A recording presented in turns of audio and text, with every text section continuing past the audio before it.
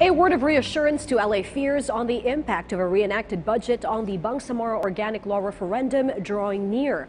Plus a message of caution on the dire repercussion a planned realignment of the controversial 75 billion midnight insertions may have on the GDP growth summed up in the budget secretary's meet and greet with the press. In this report from PTV's Mela Las Moras.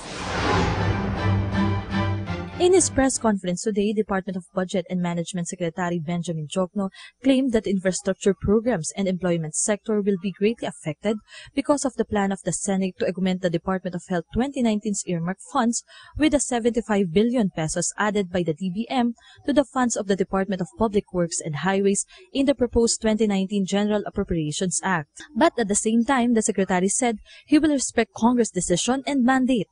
As a matter of policy, we do not comment on what Congress has done with the President's budget. But I just want to say this, that I hope the senators realize that when you take away 75 billion of infra, okay, that reduces our commitment by about half a percentage point, okay, roughly, okay, half a percentage point.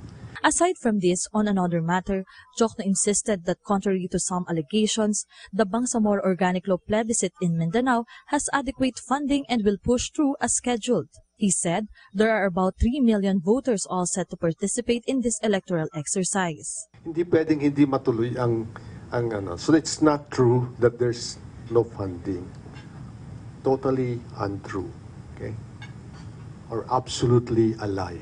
Meanwhile, amidst various budget issues, Diokno proudly announced that the first 2 years of the Duterte administration registered the highest level of economic growth among post-Marcos governance. For the years 2017 and 2018, the average gross domestic product is 6.6%. Although in terms of GDP growth rate by industrial origin, the data shows that the industry and service sectors highly outpaced agriculture. So the question is, could it be attributed to the low budget allocation of the Department of Agriculture?